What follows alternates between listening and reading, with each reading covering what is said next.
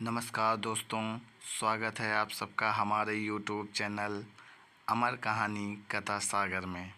साथियों, आज एक ऐसे भारतीय चक्रवर्ती सम्राट की कहानी लेकर के आप सबके बीच उपस्थित हुआ हूँ, जिनकी पराक्रम वीरता का लोहा न केवल भारत बल्कि पूरा विश्व मानता है। जी हाँ, मैं बात कर रहा हूँ भारतीय सम्राट अशोक महान के बारे में। तो साथियों, आइए आज सम्राट अशोक के जीवन से जुड़ी कुछ घटनाओं को हम जानेंगे आज के इस वीडियो में। तो चलिए शुरू करते हैं। भारत के इतिहास में एकमात्र अशोक ही ऐसे शासक हैं जिनकी नीति से भारतीयता का अन्य देशों में भी प्रचार हुआ। घृणा के स्थान पर सहृदयता विकसित हुई, सहिष्णुता और उदारता को बल मिला।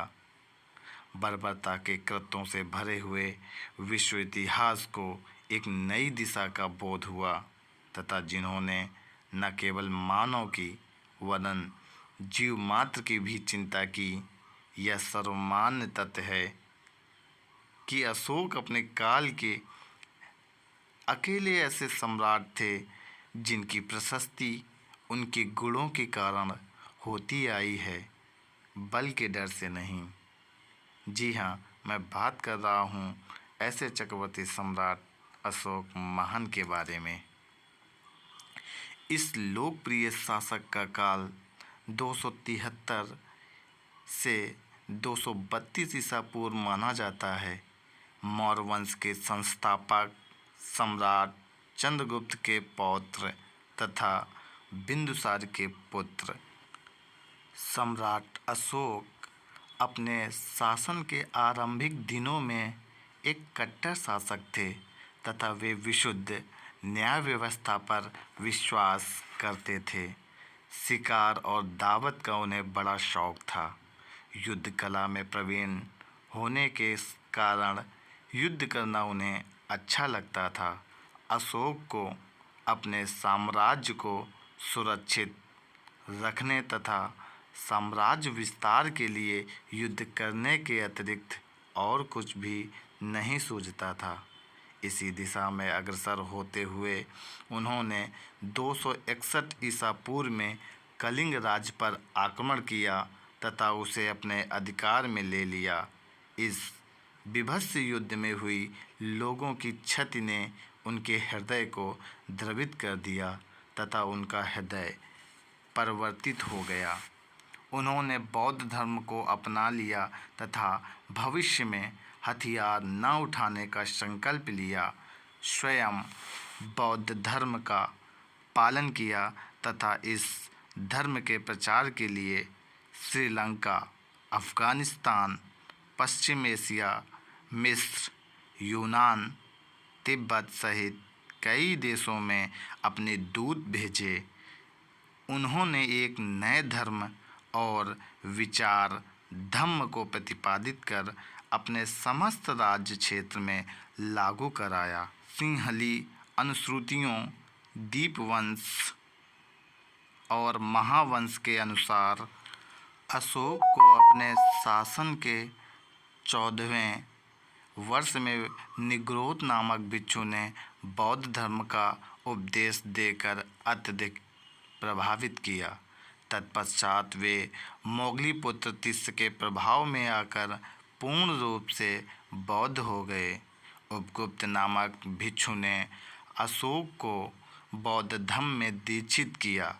सम्राट अशोक का धम्म केवल धर्म या धार्मिक व्यवस्था नहीं है, अपितु एक नैतिक व्यवस्था तथा एक सामान्य आचार संहिता है जो कि सभी धर्मों का एक समान मिलन स्थल है।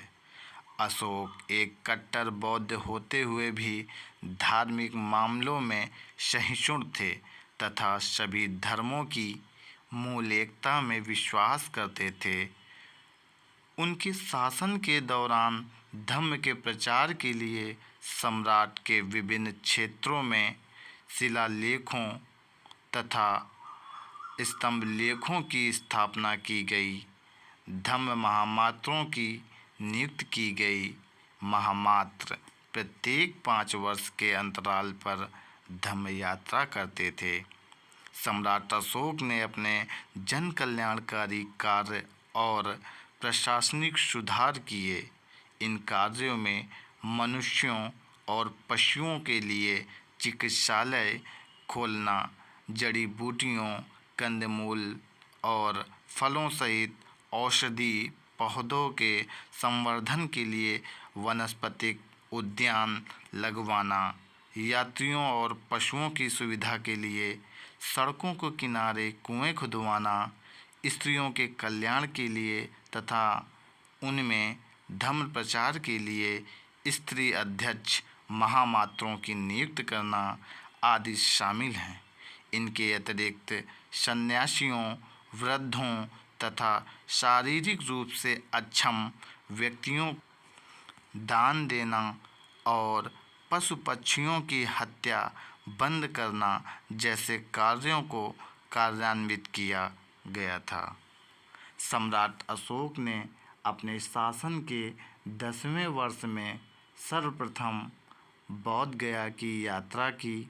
इसके पश्चात अपने राज्याभिषेक के 20वें वर्ष में लुम्बिनी की यात्रा की थी तथा उस ग्राम को कर मुक्त घोषित कर दिया। उनके शासन काल में ही पाटलिपुत्र में तृतीय बौद्ध संगीत का आयोजन किया गया, जिनकी अध्यक्षता मोगलीपुत्र तिस्य ने की थी। इसी संगीत में अभिधम्म पिटक की रचना हुई थी। सम्राट अशोक की सबसे बड़ी विशेषता यह थी कि उन्होंने अपने जीवन के अंत तक केवल धम्म के बल पर साम्राज्य को एकता के सूत्र में बांधे रखा। मानव इतिहास में अशोक एक ऐसे महानतम शासक थे जिनका शासनकाल राष्ट्रों के आख्यान में एक अनुपम तथा उज्ज्वल युग का प्रतीक है। उनकी महानता एक बात में निहित है कि आज से इतने वर्ष पूर्व भी अपने शासन में इतने सुस्पष्ट रूप से उन्होंने मानव मूल्यों की स्थापना की थी और भारत में नैतिक जागृति पैदा करने के लिए आजीवन कर्मठ प्रयास किए। एक सर्वोच्च एवं सक्रिय मानवतावादी शासक के रूप में उनका दृष्टांत अद्वितीय है। अशोक का चरित्र इतिहास के स्तंभों को भरने वाले राजाओं, सम्राटों, धर्माधिकारियों, संत महात्माओं आदि के बीच प्रकाशमान है और आकाश में प्रायः एकाकी तारे की तरह चमकता रहेगा। आज की कहानी आप सबको कैसे लगी, नीचे कमेंट्स बॉक्स में कमेंट करके ज़रूर बताइएगा, जिससे मुझे मिलता है मोटिवेशन और आप सबका प्यार।